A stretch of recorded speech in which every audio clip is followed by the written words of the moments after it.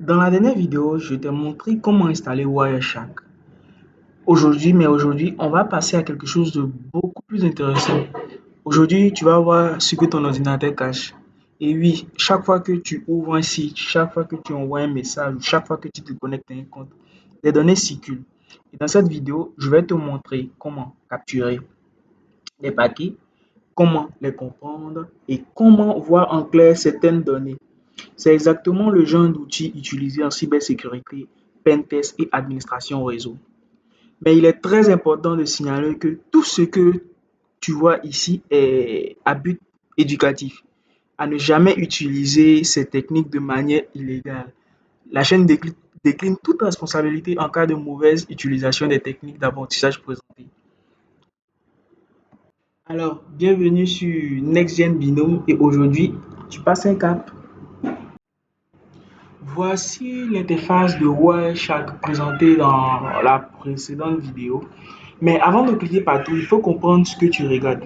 Quand tu es connecté à Internet, ton réseau, quand tu es connecté à Internet, tout simplement, ton ordinateur ne parle pas directement avec les sites. Il envoie tout simplement des paquets.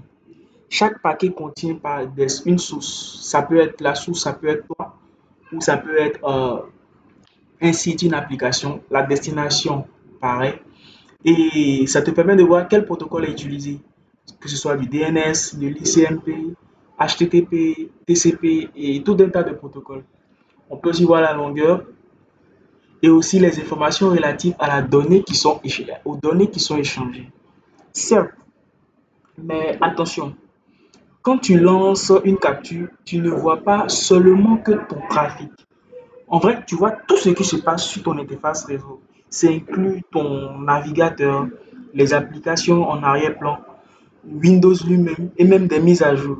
C'est pour ça que tout peut sembler chaotique au début ou encore si on peut le dire confus. Mais on apprendra à apporter des filtres intelligemment. C'est-à-dire filtrer des paquets, c'est tout simplement récupérer des paquets, soit les trier par protocole, soit on peut les trier par protocole pour pouvoir récupérer les données qui nous sont pertinentes et baser nos analyses là-dessus, plutôt que de voir les données brutes de la manière qu'elles se présentent actuellement.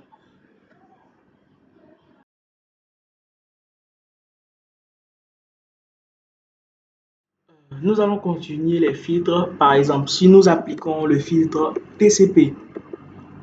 TCP, c'est un protocole qui permet la communication.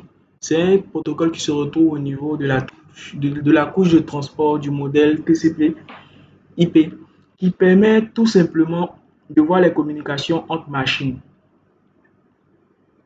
Par exemple, est-ce qu'il y a un check d'intéressant ici? Vous voyez, il y a pratiquement énormément et énormément de paquets.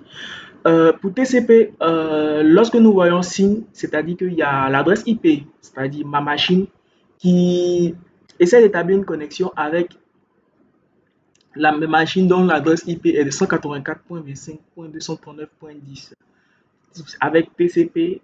Et là, le paquet envoyé pour le SYN est de longueur 66. Et voici les ports utilisés, c'est-à-dire la requête va de mon port 51 840 au port de la machine en question qui est 444 SYN. Cela, nous pouvons toujours faire des filtres sur n'importe quel protocole. Bon, généralement, hein, avec HTTP pour voir les échanges web. On peut faire avec IP tout simplement pour voir les adresses IP qui communiquent. On peut le voir avec MDNS, SNMP, etc., etc., pour voir tous les échanges. Ici, quand je fais un filtre HTTP, il n'y en a pas parce que tout simplement, je n'ai pas encore ouvert de navigateur. Donc, il n'y a pratiquement rien à voir. Donc, on peut faire tout ce genre de trucs là, mais ça revient à juste comprendre comment les protocoles communiquent entre eux.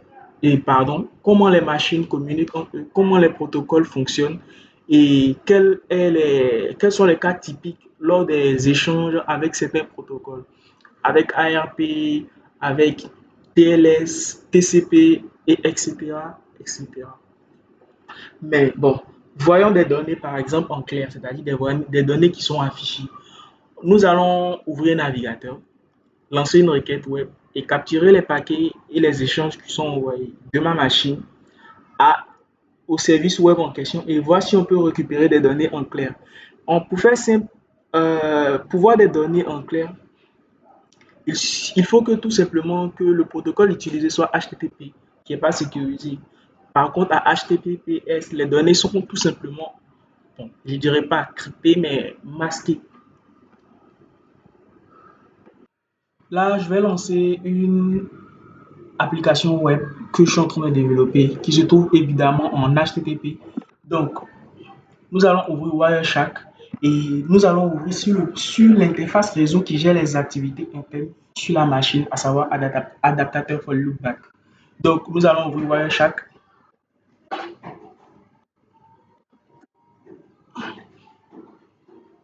Une fois que c'est fait, nous allons ouvrir Wireshark sur le port en question, qui est sur l'interface en question, qui est adaptateur for loopback.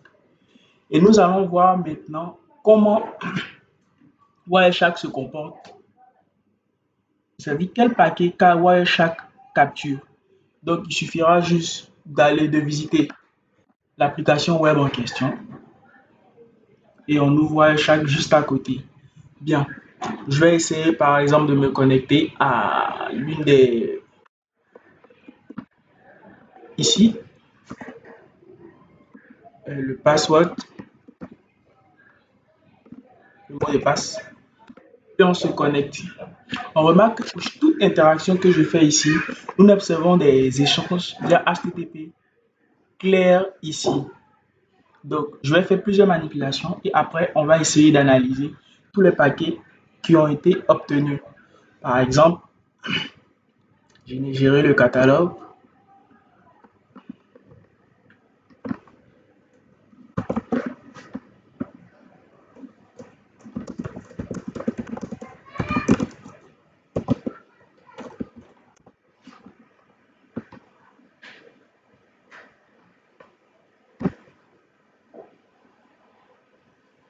Okay.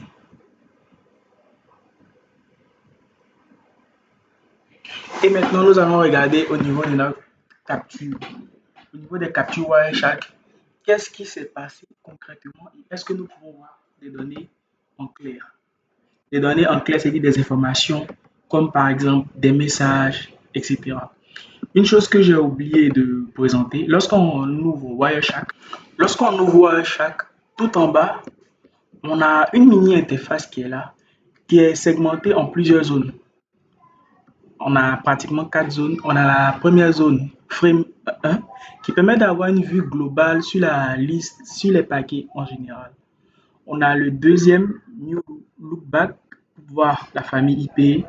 On a Internet Protocol, c'est-à-dire les protocoles utilisés, le time to live du paquet, le protocole utilisé, la validation, l'adresse IP, tout et les transmissions. Ici, on a Transmission Control Protocol qui permet d'avoir toutes les informations qui sont relatives au paquet qui est envoyé. Ici, nous pouvons voir la fenêtre. On a le calcul de la fenêtre. On a le time to live, la séquence, l'acknowledgement number 0. On a le numéro de séquence, TCP segment, bref, toute une panoplie d'informations qui nous seront utiles lors de nos différentes analyses. Lorsqu'on applique le filtre HTTP, le filtre HTTP, là, on va obtenir quelque chose de vraiment très intéressant. Et regarde bien un détail important, c'est que toutes les adresses ici sont des règles de bouclage local. Donc, que ce soit la source et la destination, étant donné que je travaille en local. Ça, c'est déjà un point. Ça veut dire qu'on travaille en local. Donc, le client et le serveur se trouvent sur la même machine. Bon, là, c'est pratiquement sans risque, vu que je ne m'attaque pas à l'infrastructure réseau ou bien à l'architecture d'une personne en quelque sorte. On commence ici par get HTTP.1 au niveau du paquet central. Ça veut dire que le navigateur de la page web, c'est-à-dire le navigateur demande la page d'accueil tout simplement d'une page web, c'est-à-dire de ma page web ouverte tout à l'heure. Ensuite, on voit HTTP ici, 302 found. Ça, c'est une redirection, c'est-à-dire le serveur dit, bon, Je ne l'ai pas la page que tu me demandes, mais va ailleurs, tout simplement. Le serveur dit va plutôt ailleurs et effectivement, juste après, nous avons Get Login. Donc, l'utilisateur est redirigé vers la page de connexion. Puis, on a http://.200, OK. Là, la page login est chargée complètement. Et dans la partie 2, on regarde bien ici au niveau de Get Static CSS style.css HTTP1. Ça correspond tout simplement au CSS, le design que nous avons mis, et JavaScript, les fonctionnalités qui sont dans le site, tout simplement. Ça veut dire que le navigateur avait déjà des fichiers en cache, donc le serveur dit, bon, pas besoin d'aller les chercher, donc je te les renvoie tout simplement. Donc comme résultat, on a un changement rapide et une optimisation réseau. Maintenant, pour la troisième partie, et là, regardons bien parce que c'est là que ça devient intéressant. Au niveau du post-login, là, c'est crucial. On a une requête post. Cela signifie que l'utilisateur envoie des données au serveur. Très souvent, comme tout à l'heure, un username, un nom d'utilisateur et un mot de passe. Lorsque nous cliquons sur le paquet en question et que nous regardons ici, chaque élément ici, c'est-à-dire ce sont les bits qui sont, excusez du terme, c'est pas plutôt les bits, mais plutôt les données hexadécimales, juste là, qui ont été converties en données exploitables juste à côté. Donc, lorsqu'on regarde exactement jusqu'à là, c'est-à-dire type, application, application, IONX, 3W form, URLN code, URLN coded. Ça veut dire que les données sont envoyées mais sous forme de texte, donc sont potentiellement visibles. D'où l'intérêt d'utiliser HTTPS pour crypter toutes les données qui sont envoyées et pas en texte. Juste après, on a, c'est-à-dire une utilisation malveillante avec les outils nécessaires peut totalement voir, c'est-à-dire le mot de passe et le nom tout simplement d'utilisateur que l'utilisateur a entré depuis la plateforme en question. Et juste après, on a une redirection vers la page de connexion et l'utilisateur arrive sur son tableau de bord, c'est-à-dire manager dashboard. L'utilisateur arrive là et tout simplement la connexion est réussie. Donc pour la navigation après la connexion, le manager fait quelques modifications sur le site, à savoir toutes les informations que j'ai rentrées tout à l'heure. Donc ce qu'il y a à comprendre maintenant, le plus important et le plus intéressant, c'est que tout ce trafic est en HTTP et pas en HTTPS. Donc les données ne sont pas chiffrées. Ça veut dire que quelqu'un sur le réseau pourrait voir les identifiants, les données envoyées, les actions. Et ça, c'est exactement ce que Wireshark peut révéler. C'est pour ça que HTTPS est obligatoire aujourd'hui sur tous les sites. Donc, pour conclure cette capture, on a vu une ouverture du site, une redirection vers le login, chargement des ressources, envoi des identifiants, accès au dashboard, navigation utilisateur et action post. En gros, on a retracé toute l'activité de l'utilisateur, c'est-à-dire moi. Et ça, c'est la puissance de Wireshark de manière simple.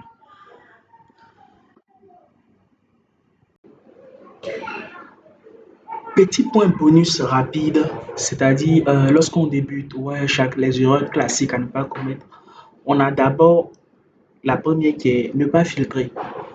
Ne pas filtrer, c'est comme chercher une goutte d'eau dans l'océan. Chercher une goutte d'eau dans l'océan, pardon.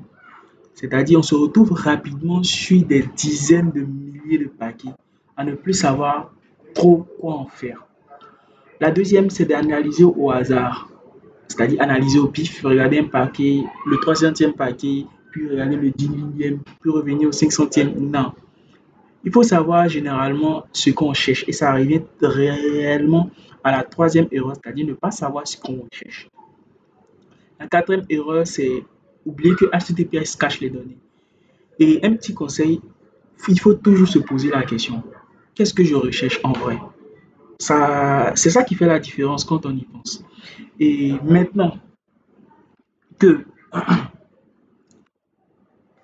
maintenant que tu sais capturer, tu sais filtrer, tu sais analyser et tu sais voir certaines données, et ça, c'est déjà un niveau bien avancé. Dans la prochaine vidéo, je peux te montrer, c'est-à-dire comment détecter une attaque, analyser du HTTPS, reproduire des scénarios réels. Alors pour la suite, si tu veux voir la suite, like la vidéo. abonne-toi, active la cloche de notification et écris Level Up en commentaire. Alors, c'était Jacques et tu étais sur la chaîne Next Gen Bino. Et bonne chance pour la suite.